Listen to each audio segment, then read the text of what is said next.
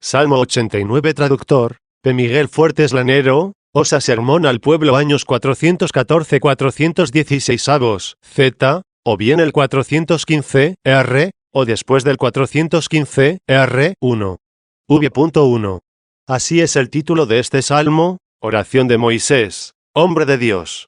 Por medio de este hombre suyo, Dios dio la ley a su pueblo, y por su medio lo libró de la esclavitud, y lo condujo por el desierto durante 40 años. Fue, pues, Moisés ministro del Antiguo Testamento y profeta del Nuevo Testamento, puesto que todas estas cosas les acontecían a ellos simbólicamente, como dice el apóstol, pero han sido escritas como aviso para nosotros, que nos ha tocado vivir en el fin de los tiempos 1. Según este designio, llevado a cabo por Moisés, es como ha de entenderse este salmo, que ha tomado el título de su oración. 2.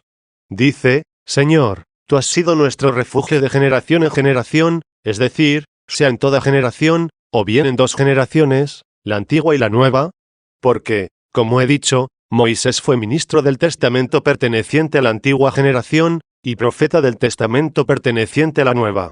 Como garante de este testamento, y como esposo del matrimonio de la generación que le cayó en suerte, dice el mismo Jesús, si creyerais a Moisés, me creeríais también a mí, ya que él escribió de mí 2. De ninguna manera ha de creerse que este salmo haya sido escrito por Moisés, pues no se encuentra en ninguno de los libros en los cuales se han consignado sus cánticos. Se ha citado el nombre de un tan grande y meritorio siervo de Dios, para darle al salmo un significado más profundo, e incentivar la atención de quien lo lea o lo esté escuchando. Dice, pues, tú te has hecho, Señor, nuestro refugio de generación en generación. 3. V.2. ¿De qué modo se hizo Dios nuestro refugio? Está claro que comenzó a ser para nosotros algo que antes no era, a saber, nuestro refugio. No es que Él no existiese antes de ser nuestro refugio. Así lo asegura en lo que sigue, antes que nacieran los montes, o fuera engendrado el orbe de la tierra, desde siempre y por siempre, tú existes. Luego tú que siempre eres, antes de existir nosotros, y de que el mundo existiera, te has hecho nuestro refugio desde el momento en que nos hemos convertido a ti. No me parece que se debe entender de cualquier modo esto que dice, antes de que se hicieran los montes, y fuera formada la tierra. O, como algunos códices dicen, provenientes de un mismo término griego, o fuera modelada la tierra.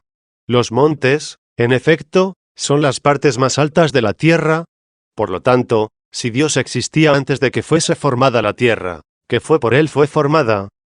¿Qué grandezas se dicen de los montes, o de cualquiera otra de sus partes, dado que Dios existe no solo antes que la tierra, sino antes que el cielo y la tierra, y antes que toda criatura corporal y espiritual?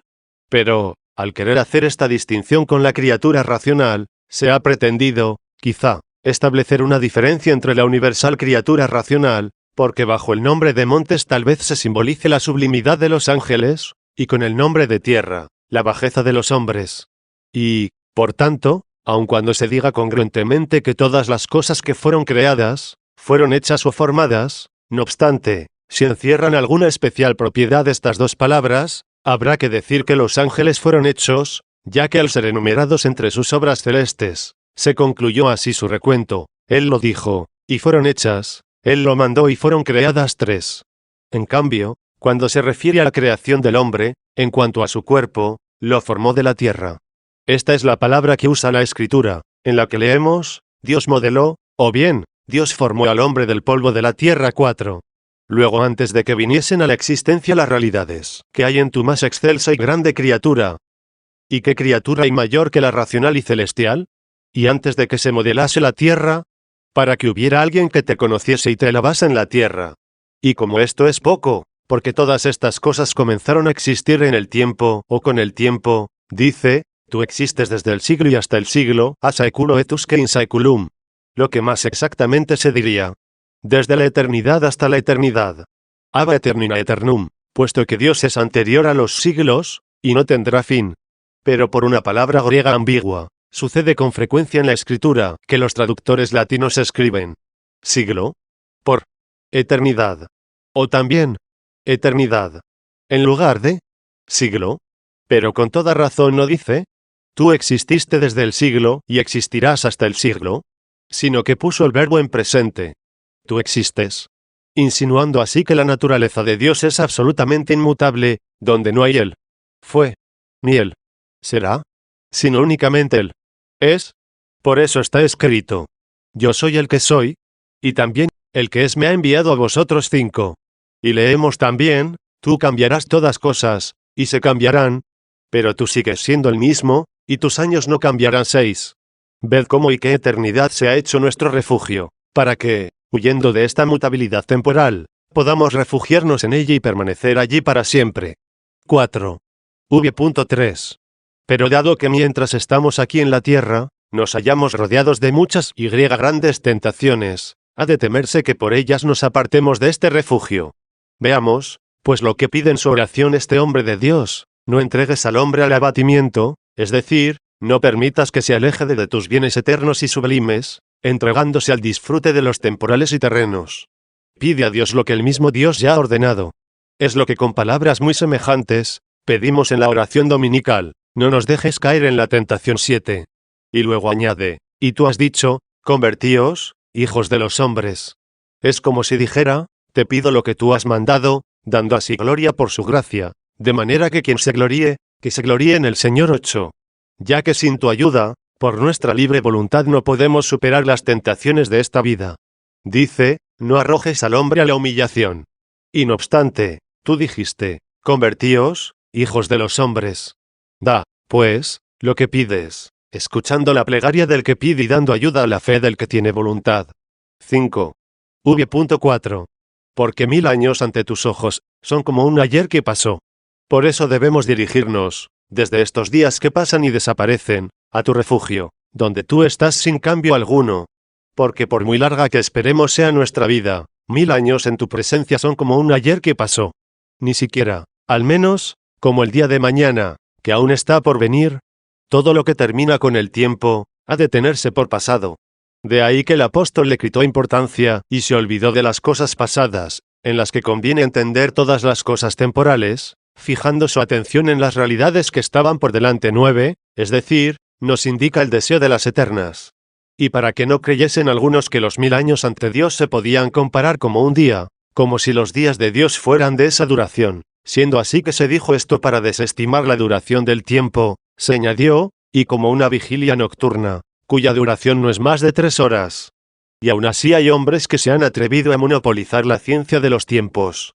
A los discípulos que deseaban conocerlos, el Señor les dice, no os pertenece a vosotros conocer los tiempos que el Padre ha fijado con su propia autoridad. 10. Y estos hombres han señalado la duración de este mundo en 6000 años, como si se pudiera reducir a 6 días. No han tenido en cuenta lo que se dijo, como un solo día que pasó, pues no habían transcurrido solo 1000 años, cuando esto se dijo. Y por eso les debió insistir en que no jugasen con la incertidumbre del tiempo, que es como una vigilia nocturna. Tampoco parece verosímil la opinión sobre los 6 días primeros, en los que Dios concluyó su obra, y no pueden ellos fijar su opinión en 6 vigilias, es decir, en 18 horas. 6. V.5-6. Después este hombre de Dios, o mejor dicho, el espíritu profético, parece que promulga, en cierto modo, la ley de Dios grabada en los secretos de su sabiduría, en la que estableció el modo de deslizarse la vida pecadora de los mortales y la miseria de la mortalidad. Así dice, lo que consideraban como nada, esos serán sus años. La mañana pasará como la hierba, por la mañana florecerá y pasará. Por la tarde caerá, se endurecerá y se secará. La felicidad que los herederos del Antiguo Testamento habían pedido al Señor su Dios, como un gran bien, mereció, en la oculta providencia de Dios, ser fijada en la ley que Moisés parece describir, cuando dice, sus años serán como cosas estimadas por nada. Por nada se tienen las cosas que antes de llegar, no existían todavía, y una vez llegadas, dejan de ser, no vienen para quedarse, sino para desaparecer. Por la mañana, es decir, al principio, pasará como la hierba, por la mañana florecerá y pasará. Por la tarde, es decir, después, caerá, se endurecerá y se secará. Caerá, o sea, morirá. Se endurecerá siendo cadáver, se secará en el polvo. ¿Y quién sufrirá esto, sino la carne, sede de la reprobada concupiscencia de los hombres carnales? Toda carne, nos dice Isaías, es hierba, y el esplendor del hombre, como flor de heno, se seca el heno y cae la flor. Pero la palabra del Señor permanece para siempre. 11. 7. V.7. Declarando que este castigo nos ha venido del pecado, añade a continuación, porque nos ha consumido tu cólera, y nos ha trastornado tu indignación. Nos hemos hundido por nuestra flaqueza, y nos ha trastornado el temor de la muerte. Nos hemos debilitado, y tenemos pánico de llegar al máximo de nuestra debilidad. Otro te ceñirá, dice el Señor, y te llevará a donde tú no quieras. 12. Aun cuando el martirio no era un castigo, sino que por él sería coronado. Incluso hasta el alma del mismo Señor, queriendo transfigurar en sí mismo nuestra realidad, se puso triste hasta la muerte. 13, ya que no quiso tener otra salida de este mundo, sino por la muerte. 14. 8. V.8. Pusiste nuestras culpas ante ti, es decir, no las pasaste por alto. Y nuestro siglo a la luz de tu rostro. Se sobreentiende, pusiste. A la luz de tu rostro es lo mismo que antes dijo, ante ti. Y la palabra nuestro siglo es lo que dijo antes, nuestras culpas. 9. V.9-10. Porque todos nuestros días se desvanecieron, y nosotros hemos desfallecido por tu ira. En estas palabras se expresa claramente que nuestra mortalidad es un castigo. Dice que nuestros días se fueron, sea porque en ellos, los hombres, se vienen abajo amando las cosas pasajeras, sea porque los días han disminuido hasta un límite. Lo cual viene aclarado en lo que dice a continuación, nuestros años se consideraban como una tela de araña.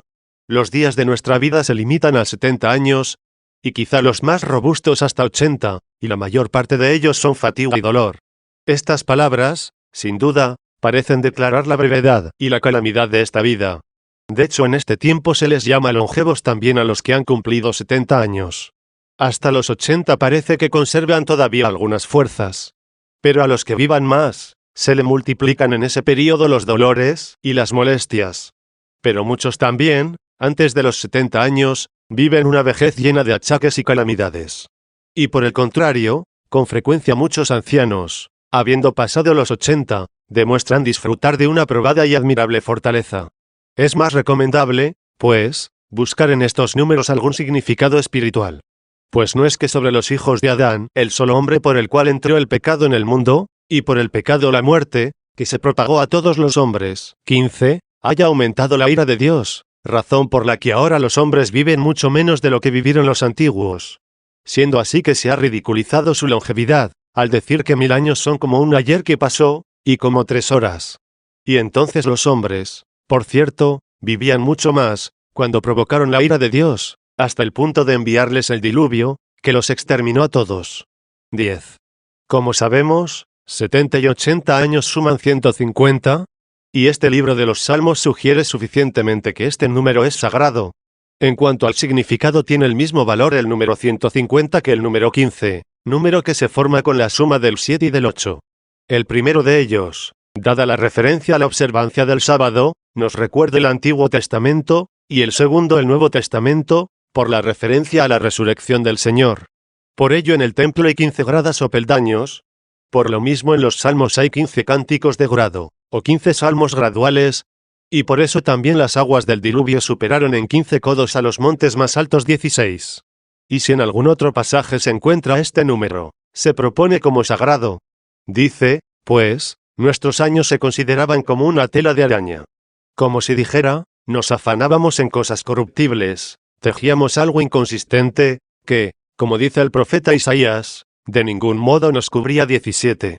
Los días de nuestra vida son, en sí mismos, 70 años, o, quizá, en los más robustos, 80. Una cosa es en sí mismos, y otra distinta es en los más robustos. En sí mismos, es decir, en los años o días mismos, se da a entender las cosas temporales. Por eso son 70, puesto que, según parece, lo que se promete en el Antiguo Testamento son realidades temporales. Pero si nos fijamos no en los años en sí mismos, sino en los más robustos, es decir, no en las cosas temporales, sino en las eternas, entonces son 80 años, lo cual se refiere al Nuevo Testamento, que en esperanza nos anuncia la renovación y la resurrección eterna. Y lo que se sale de ellos es fatiga y dolor. Es decir, todo el que viola esta fe, y busca algo más encuentra fatiga y dolores. Puede también entenderse de este otro modo, aunque ya nos hayamos establecidos en el Nuevo Testamento, simbolizado en el número 80, esta nuestra vida tiene más fatiga y dolor, mientras gemimos en nuestro interior, esperando la adopción como hijos y la redención de nuestro cuerpo, ya que nosotros hemos sido salvados en esperanza, y lo que todavía no vemos, lo esperamos con paciencia. 18. Y esto pertenece a la misericordia de Dios. Y por eso el texto continúa y dice, porque nos sobrevino la mansedumbre y seremos corregidos. El Señor corrige al que ama, y azota a todo el que recibe como hijo. 19. Incluso a algunos de los más fuertes, les da el aguijón de la carne, que les abofetee, para que no se envanezcan con la grandeza de sus revelaciones, y se perfeccione la virtud en la debilidad. 20. Algunos códices no dicen seremos corregidos, sino seremos instruidos, lo cual hace alusión a la misma mansedumbre. Pues nadie puede ser adoctrinado sin trabajo y sin dolor, puesto que la virtud se perfecciona en la debilidad. 11. VV.11-12. ¿Quién conoce la vehemencia de tu ira, y quién sabrá calcularla por el temor que te tiene? Es de muy pocos hombres, dice, conocer la potencia de tu ira, pues con muchísimos te airas muchas más veces cuando los perdonas, de suerte que el trabajo y el dolor con el que corriges y adoctrinas a los que amas, para que no sean atormentados con las penas eternas, se entiende que no pertenece a la ira, sino más bien a tu mansedumbre, pues así se lee en otro salmo, el pecador ha irritado al Señor. Por la magnitud de su ira no lo buscará. 21. ¿Quién conoce, entonces, es decir, cuán pequeño es el número de hombres que conocen el poder de tu ira, y que saben calcularla por el temor que te tienen? Muy difícilmente alguien que sepa calcular tu ira por el temor que te tiene, y al mismo tiempo comprender que algunos, con quienes te airas más, parece que los perdonas, para que el pecador avance en su camino, y al final reciba mayores bienes. De hecho, el poder de la ira humana termina con la muerte del cuerpo. En cambio, Dios tiene el poder de castigar en esta vida, y de mandar al infierno después de la muerte del cuerpo. 22. En realidad, pocos eruditos entienden la vana y seductora felicidad de los impíos como una mayor ira de Dios. Esto no lo conocía aquel cuyos pies casi resbalaron, porque envidió a los pecadores, al ver su paz. Pero lo aprendió al entrar en el santuario de Dios y llegó a entender sus postrimerías. 23. Pero son pocos los que entran por aquí, llegando a saber valorar la ira de Dios por el temor que le tienen, y a considerar en el número de castigos la prosperidad de los malvados. 12. Haz conocer así tu diestra. Esto es lo que con preferencia ofrecen los códices griegos, pero no así algunos latinos, que dicen, dame a conocer a mí tu diestra. ¿Qué significa, pues, haz conocer así tu diestra? A tu Cristo, del cual se dijo, y el brazo del Señor. ¿A quién fue revelado? 24. Dalo, pues, a conocer de tal modo que tus fieles aprendan a pedirte y a esperar más bien los premios de la fe, que no aparecen en el Antiguo Testamento, sino que se revelan en el Nuevo, para que no piensen que ha de ser tenida, preferida y estimada como gran felicidad la de los bienes temporales y terrenos, para que no tropiecen sus pies cuando la vean en aquellos que no te adoran, y no vacilen sus pasos al no saber valorar tu ira. Así pues, según esta plegaria del hombre de Dios, de tal modo dio a conocer a su Cristo, que hizo evidente con sus padecimientos, que no debíamos codiciar aquellos bienes tan resonantes y ensalzados en el Antiguo Testamento, donde se hallan las simbólicas sombras de las realidades futuras, sino buscar los bienes eternos. La diestra de Dios puede también entenderse como aquella en la que colocará a sus justos, separándolos de los impíos, y también ella se patentiza bien cuando azota a todo el que recibe como hijo, y, airándose, no le permite engolfarse más en sus pecados, sino que, en su mansedumbre, flagelándolo con la izquierda, y logrando que se corrija, lo ponga a su derecha. 25. En cuanto a lo que dicen muchos códices, dame a conocer tu diestra, puede referirse a ambas cosas, es decir, a Cristo, o bien a la felicidad eterna. Dios no tiene una mano derecha corporal, como tampoco su ira se enfurece de una manera pasional. 13. En cuanto a lo que añade, y a los que tienen el corazón prisionero de la sabiduría, otros códices no dicen prisioneros, sino sabios o sensatos. La palabra griega suena muy semejante tanto para un significado como para el otro, ya que se trata de una sola sílaba. Así que son adoctrinados en la sabiduría aquellos que meten, como está escrito, el pie en sus cepos. 26, no el pie del cuerpo, naturalmente, sino el pie del corazón, quedando así atados por unas como cadenas de oro, y no se apartan del camino de Dios, ni huyen de él. Cualquiera de estas dos lecturas que se elija, deja siempre a salvo la doctrina de la verdad.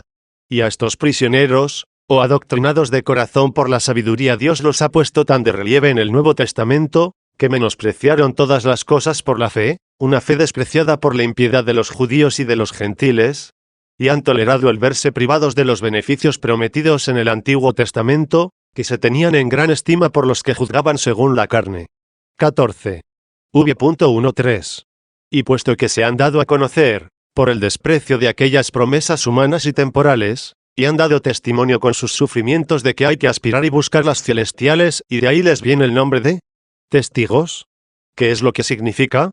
Mártires. En griego, por eso han sufrido mucho, y han padecido horribles suplicios temporales. A esto se refiere este hombre de Dios y su espíritu profético, prefigurado en el nombre de Moisés, y dice: vuélvete, Señor. ¿Hasta cuándo? Ten compasión de tus siervos. Es la voz de ellos, o a favor de los que, soportando muchas desgracias, al ser perseguidos en este mundo, se nos dan a conocer con su corazón prisionero de la sabiduría. Y, a pesar de tantos sufrimientos, no se apartan de Dios, volviéndose a los bienes de este mundo. En cuanto a lo que se dice en otro lugar de la Escritura: ¿hasta cuándo apartarás tu rostro de mí? 27. También aquí se dice: vuélvete, Señor. ¿Hasta cuándo? Y con relación a aquellos que atribuyen a Dios de una forma demasiado carnal un cuerpo humano, deben saber que Dios no vuelve ni retira su rostro con un movimiento semejante al de nuestro cuerpo. Que recuerden estos las palabras que más arriba nos ofrecía este mismo Salmo: pusiste nuestras culpas ante ti, y nuestro siglo, nuestra vida, ante la luz de tu rostro. ¿Y cómo es que dice aquí, vuélvete, o sea, sé favorable a nosotros, como si hubiera retirado su rostro airado, siendo así que allí mismo de tal suerte manifiesta estar airado, que no apartó su rostro de sus culpas ni de su vida, por la que se había airado, sino al contrario, las colocó delante de sí, y ante la luz de su mirada? La expresión ¿hasta cuándo? Son más bien palabras de justicia del orante, que impaciencia indignada. Bien se ha escrito aquí: sé flexible con nosotros, es decir, déjate implorar. Pero dado que el verbo latino implorar es ambiguo, de precari, de ponente, al decir déjate implorar, se evita la confusión, ya que siguiendo el verbo latino, puede entenderse tanto suplicar, o implorar, como ser suplicado. 15. V.14-15. Anticipando, a continuación, en esperanza, aquellos bienes futuros, y mostrándolos como si fuesen actuales, dice: desde la mañana nos has colmado de tu misericordia. En esta noche de agobios y dolores, esta profecía parece que nos ha encendido una lámpara, como una antorcha que arde en lugar oscuro hasta que despunte el día y amanezca el lucero de la mañana en nuestros corazones. 28. Pues son bienaventurados los limpios de corazón, porque verán a Dios. Entonces serán saciados los justos de aquella felicidad, de la que ahora tienen hambre y sed. 29. Mientras peregrinan por la fe, lejos del Señor. 30. Por eso dice también: me saciarás de gozo con tu presencia. 31. Por la mañana se presentarán y contemplarán. 32. O como otros han traducido: en la mañana nos hemos saciado de tu misericordia, entonces se saciarán, como se dice en otro lugar: me saciaré cuando se manifieste tu gloria. 33. Por eso mismo se dice también: muéstranos al Padre y con eso nos basta.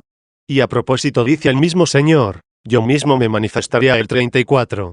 Hasta que esto suceda, ningún bien nos saciará, ni nos debe saciar, no sea que nuestro anhelo quede detenido en el camino, ya que hay que seguir caminando hasta conseguirlo. En la mañana hemos sido colmados de tu misericordia, y nos hemos regocijado y alborozado durante todos nuestros días. Aquel día es el día que no tiene fin. Todos aquellos días son simultáneos. Por eso colman o sacian. No hay que dar paso a los que vienen, allí donde todos existen sin haber llegado, y no se van, no pasan, porque su existencia no termina, esta es la eternidad. Estos son los días de los que se dice: ¿quién es el hombre que ama la vida y desea ver días de prosperidad? 35. En otro pasaje a estos días se les llama años, donde se le dice a Dios: tú eres siempre el mismo, y tus años no tienen fin. No son los años que se tienen como una nada, ni los días que pasan como una sombra. 36. Sino que son días que tienen consistencia, cuyo número deseaba conocer el que decía: dame a conocer, Señor, cuál es mi fin, llegando al cual permanezca, y no tenga ya nada más que buscar, y cuál es el número de mis días. Es decir, de los días que son, porque los días de los que a continuación dice: mis días los has puesto como pasados, y son nada ente ti. 37. Esos en realidad no son, no permanecen, transcurren aceleradamente, y ni siquiera se encuentra en ellos una hora, en la que podamos mantenernos sin que una parte haya pasado, mientras la otra esté viniendo, y ninguna se detenga ni permanezca. Por el contrario, aquellos años y días que no pasan, en los que nosotros no dejaremos de existir, sin carencia alguna, esos no pasarán. Que se inflame nuestra alma en el deseo de aquellos días. Que sienta una ardiente e insaciable sed, para que allí seamos saciados, allí seamos colmados, y allí podamos decir lo que aquí anunciamos: desde la mañana nos hemos saciado de tu misericordia, y nos hemos alborozado y regocijado durante todos nuestros días. Nos hemos alegrado por los años en que hemos visto desdichas. 16. V.16. Pero ahora, nosotros, mientras nos hallamos todavía en estos días calamitosos, digamos lo que sigue: mira tus siervos, mira tus obras. Tus siervos son esas tus obras, y no solo en cuanto que son hombres, sino también porque son tus siervos, y por ello cumplidores de tus mandatos. Somos, ciertamente, obra tuya, no solamente en Adán, sino porque hemos sido también creados en Cristo Jesús para las buenas obras, que Dios preparó de antemano para que caminemos en ellas. 38. Pues es Dios, quien por su benevolencia, obra en nosotros el querer y el obrar. 39. Y encamina a sus hijos, para que sean rectos de corazón, con los que Dios es bueno. Pues bueno es el Dios de Israel, pero con los rectos de corazón. No con los que se parecen a aquel a quien le vacilaban sus pasos, al ver la paz que disfrutan los pecadores, y comenzó a desagradarle Dios, como si él ignorase estas cosas, y no se preocupara de ellas, y le tuviera sin cuidado el gobierno del género humano. 40. 17. V.17. Y que venga sobre nosotros el esplendor del Señor nuestro Dios. Sobre lo cual se dice en otro salmo: grabada está en nosotros la luz de tu rostro, Señor. 41. Y dirige en nosotros las obras de nuestras manos, para que no las hagamos buscando la recompensa de las cosas terrenas, porque entonces no serían rectas, sino torcidas. Muchos códices terminan aquí este salmo, pero en algunos otros se lee como último verso: y encamina la obra de nuestras manos. Este versículo es señalado por los más cuidadosos y doctos con una estrella, que llaman asterisco, haciendo notar lo que se halla en hebreo o en otras traducciones griegas, pero no en la llamada versión de los 70. Y si os quiero comentar este versillo, diré que su significado es que todas nuestras buenas obras se resumen en una sola, la caridad, puesto que la plenitud de la ley es la caridad. 42. Ya en el versículo anterior había dicho: y dirige en nosotros las obras de nuestras manos. Y en este último verso no dice las obras, sino en singular: dirige la obra de nuestras manos, como queriendo subrayar que esas obras son una sola, es decir, se dirigen a una sola obra, y entonces son rectas las obras, que se dirigen hacia este único fin. El fin del precepto es la caridad, que brota de un corazón puro, de una buena conciencia y de una fe no fingida. 43. Luego la obra única, que contiene a todas las demás, es la fe, que obra por medio del amor. 44. Por eso dice también el Señor en el Evangelio: esta es la obra de Dios, que creáis en aquel que Él ha enviado. 45. Así pues, dado que en este salmo se distingue con toda claridad la vida antigua y la vida nueva, la vida mortal y la llamada vital, los años que son tenidos por nada, y los días que contienen la plenitud de la misericordia y de la verdadera alegría, es decir, el castigo del primer hombre, y el reino del segundo. Teniendo esto en cuenta, creo que en el título de este salmo se le ha puesto el nombre de Moisés, hombre de Dios, para dar a conocer a cuantos estudian las Escrituras con ánimo piadoso y recta intención, que incluso aquella ley de Dios, que fue dada por Moisés, en la que parecería que solo, o casi solo, Dios prometió bienes terrenales, como premio de las buenas obras, sin duda alguna se oculta bajo el velo algo diverso que este salmo quiere mostrar. Pero cuando todos se hayan convertido a Cristo, el velo será quitado. 46, y los ojos serán iluminados para que puedan admirar las maravillas de la ley de Dios. Será un don de aquel a quien decimos: ábreme los ojos, y contemplaré las maravillas de tu ley. 47.